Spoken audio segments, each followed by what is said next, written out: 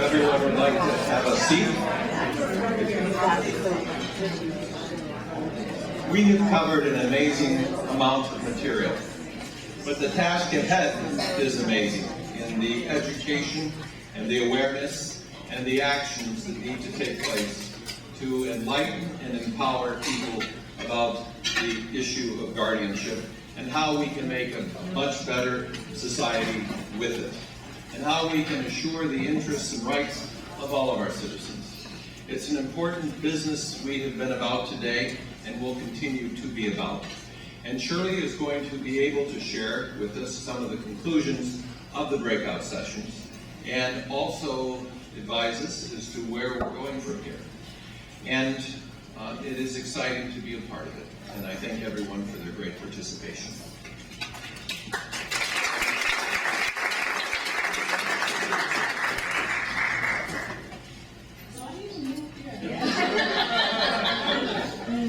All right, we're in the home stretch, and so I have the results of the voting from the first two breakout sessions. We may not get the third one today because I'm not sure we're going to be able to tally that quickly. But they are in descending order, and we're starting with family and friends. And so this was the number of stars, the number of dots, or whatever was used. The number one choice was providing information to family and friends of person needing decision support. So that got 210 votes. I'm going to move this fairly quickly. The second choice was 130 votes to provide assistance to the family and friends of person needing decision support, which was legal advice and tools, and it's locked up.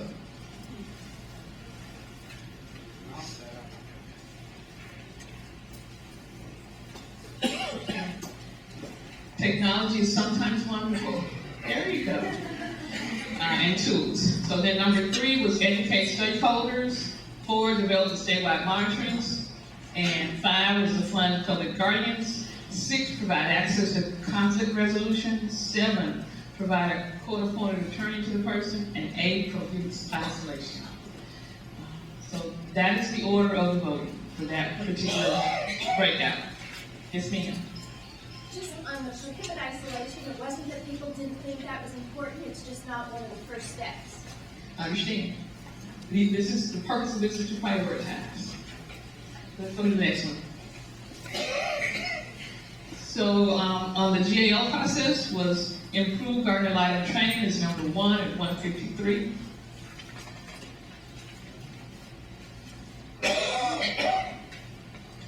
Refine the guardian ad litem investigative process at number 2 at 151.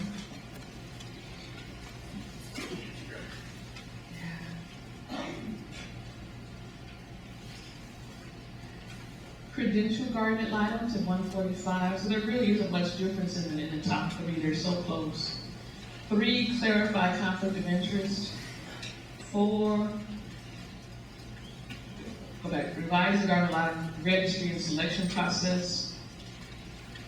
Choose a more informative. People are all okay with the name or didn't feel like it was a priority because it's really way down the list. Go ahead. And establish minimum qualifications. So that was the last one, I believe. So we're probably not going to get to the third numbers. They're trying to tally them now, but there probably isn't going to be time. So I want to talk a little bit about next steps. What will happen is I'll take this information back to the steering committee. The steering committee will determine, based on the resources available, really that's based on me and my time, how many subcommittees can be established based on these priorities. Once they determine what the subcommittees will be, I have everyone's contact information. So I will do what I've been doing. You will get an email blast, probably a survey monkey that says, here are these subcommittees. If you're interested in serving, please sign up. And I know people have difficulty with technology, but we are a very small office, and for us to be as efficient as possible, technology is what we use most often. And so once we have that, we will establish these subcommittees and start to refine these recommendations. In addition to that, AOC is working on a website for WING so we can share information. But I also received a grant from the Hartford Foundation to start an online community, so that once I get that done, there will be a way for each of you to join the online community, enter a chat room, have chat discussions with one another, post materials, just send out blog messages, whatever. And it'll take me a little while to get that going, but I will send a message when that's ready, and you can join that community as well. Is that the Guardianship community? It will be called the Wings Community. So look for that in the future. To me, that's the next step. Anyone have any questions? Are the current subcommittees disbanded and those of us on them, we go to something new? That's correct.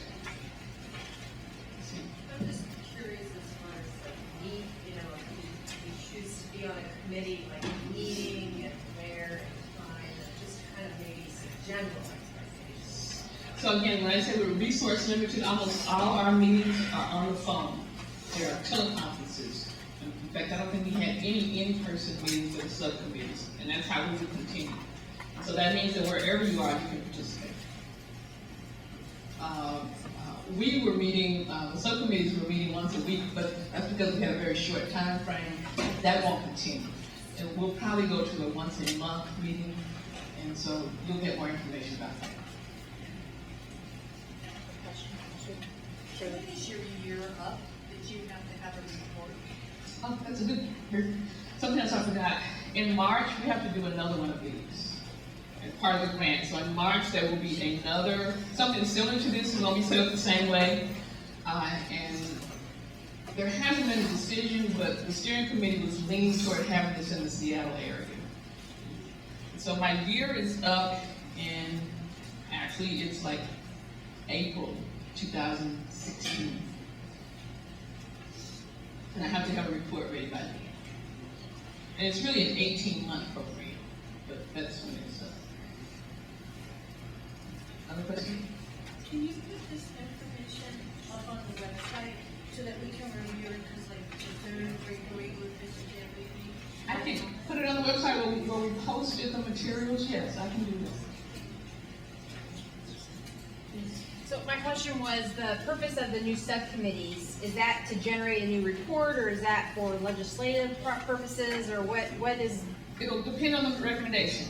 So, for instance, improving garden lighting training does not require legislation. So that's something you can improve that training, draft a new training process, talk to DSHS because they're the ones responsible for the training, and move forward. But some of these will require legislation, but it just depends on what the recommendation is. I see. Okay, thank you.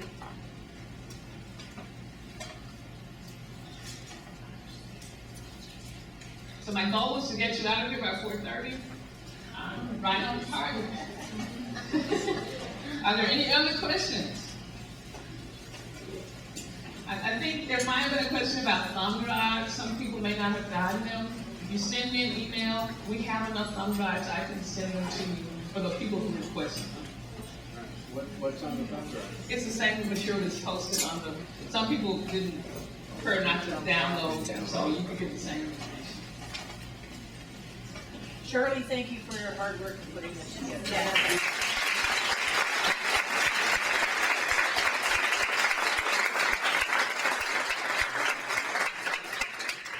I want to thank all of you. I have to tell you that this is something I've wanted to do for years. And that I believe in order to change anything, it takes a lot of people and a groundswell. So I come from a background of community organizing. And so I think it takes the community. And it's taken a while to bring this community together, but I think we've started that process today. And I hope that it will benefit all of us in the future. So I want to thank all of you for coming in.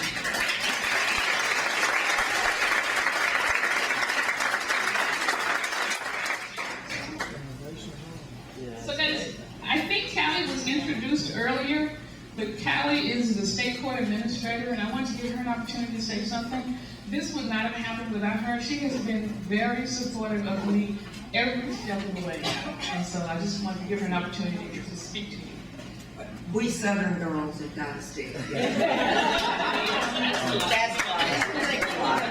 I just want to join Shirley for a moment, because I know you're ready to get out of here. You have worked tremendously hard all day, but I want to say thank you from the bottom of our hearts. I don't think I've been this excited since I was at the 3rd National Summit. I was really pleased in 2011 to represent Costa, the state court administrators, at that summit. And now it's even better because this is my state that's doing it, and I just have so much hope for what we're going to be able to accomplish together. I hope all of you have felt a part of this. Everybody in this room and those who weren't able to stay this afternoon are equally important in this movement. It's going to take the work of all of us, and this is a tremendous starting, but please remember, this is the start. This is not the end. I think we are going to need some legislation. I think we're going to want to look and revise some of what we've got done. I heard tremendous ideas. And I will leave you with this. If you look at the first 3 letters of WINGS, it's win, win, win. And that's what we're going to do together. Thank you.